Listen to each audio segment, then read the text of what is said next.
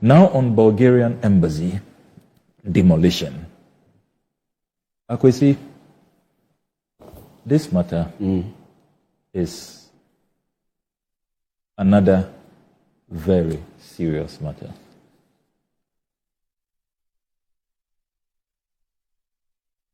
Demolishing an embassy or a high commission is not a matter that any country or in the international community it is taken lightly. It is considered an act of aggression.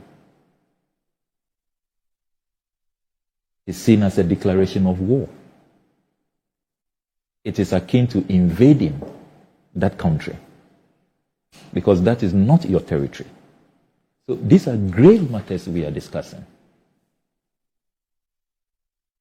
If you take a cursory look at the Vienna Convention on Diplomatic Relations, 1961, Article 22 of the convention is very clear about what our obligations are as a receiving country, Ghana, and indeed all receiving countries, all those who have ratified this convention. Article 22(1) provides, the premises of the mission shall be inviolable. The agents of the receiving state may not enter them except with the consent of the head of the mission. 2, the receiving state is under a special duty to take all appropriate steps to protect the premises of the mission against any intrusion or damage and to prevent any disturbance of the peace of the mission or impairment of its dignity. 3, the premises of the mission, their furnishings and other property thereon, and the means of transport of the mission shall be immune from search, requisition, attachment, or execution. So these are onerous responsibilities imposed on any receiving state. Our foreign office staff, our diplomats in other jurisdictions enjoy same privileges. So if in our entire 65-year history, we've never seen this before, demolitions, and then in just one term of the president, 2 demolitions occur. I refer to the June 2021 relating to the Nigerian High Commission. And you know how the Nigerians took that. They did not take it lying down at all. They summoned our High Commissioner in Nigeria, the Foreign Minister, Geoffrey Onyema, who put out a series of tweets saying this is a provocation, an aggression. Their Senate, you recall, held a special session, condemned Ghana, and asked their executive to retaliate. It had to take, we were almost on the brink of war. Remember at the time, we were even having trade difficulties. You know, it was a tense situation. It had to take President Akufo-Addo to reach out to his brother, President Buhari, apologize, and promise that Ghana will reconstruct the property. The documents I have here confirm that indeed that reconstruction has started. This is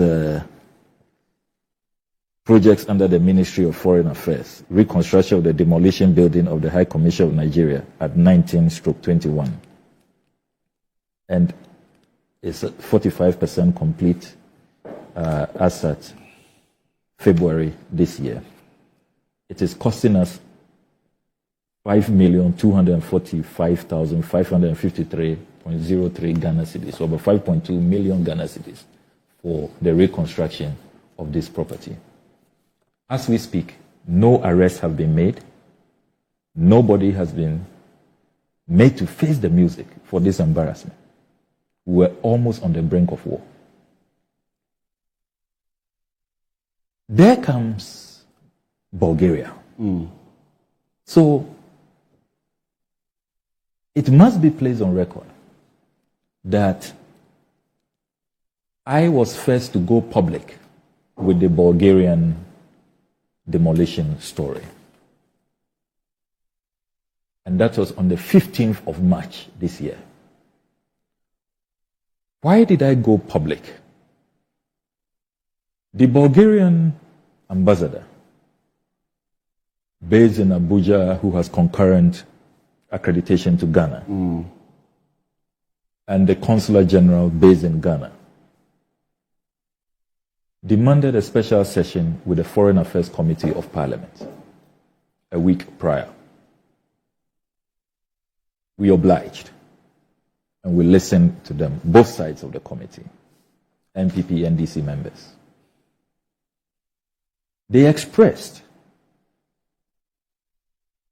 considerable frustration at how their embassy demolished in 2017,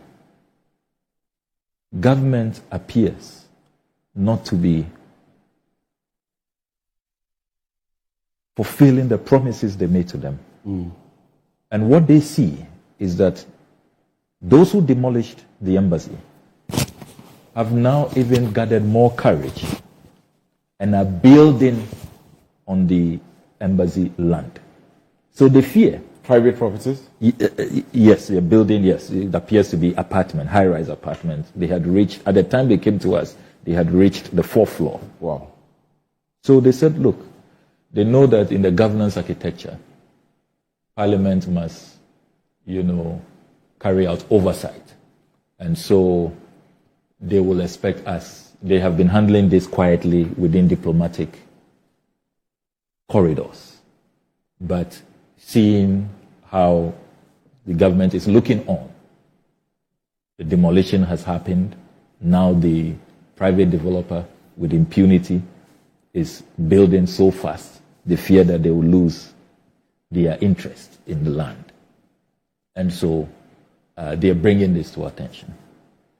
When I considered all the facts, and I reached out, and I went through all the documentation they presented, it was clear to me, and also considering the persons involved, the chief architect, being an appointee of the president, Dr. Yawedu Ampoma, at the National Development Planning Commission, it was clear to me that if I do not invoke what the former U.S. Supreme Court Judge Cardozo said, that sunlight is... So that's a picture of the structure going on at the site. Yes. So you see how far they have reached. And you say it's at the 4th floor. Yes. And this is supposed to be an inspection of some officials. I don't know whether a parliamentary team or from the ministry inspecting the project as it is going on. So, based on all what was happening, it was clear to me that the only way out was to go public. So on March 15th, I issued a statement condemning the demolition and raising concerns about government's inertia. Because this is a matter that you quickly resolve. Is it because the Bulgarians have not acted like the Nigerians, threatening war? That is why, you are taking them for granted. And these are matters that, other diplomats, other embassies, high commissions will be watching keenly. And it doesn't do our image in the Committee of Nations any good. So when I went public on the 15th, that then compelled government to announce an inquiry. So on the 18th, a sole inquirer was appointed by the Lands Minister, who, by the way, before I went public, I brought all of these matters to his attention. I knew that he was not Lands Minister at the time these things occurred. So it was only fair that I bring him in the picture. Dr. Yao, is the one in the picture with the minister? That is the sole inquirer. The sole inquirer. Justice Oforiatta. That's Justice Oforiatta. Yes. So on the 18th of March, I had issued my statement on the 15th. 18th of March, the sole inquirer is appointed. Now, interestingly, before the sole inquirer was appointed on the 18th, remember that after my statement, the Lands Minister instructed the Lands Commission to put up a notice on the premises of the Bulgarian Embassy, a copy of which I have here, dated the 15th of March. And it was a stop work notice. You recall, Akwesi, that the private developer, Dr. Yahweh Duampoma, Yes. defied this notice. Indeed, his assigns went to the place, ripped it off, and continued work. It had to take a visit, the Foreign Affairs Committee. We decided to storm the place. That, look, this country does not belong to Dr. Yahweh Duampoma.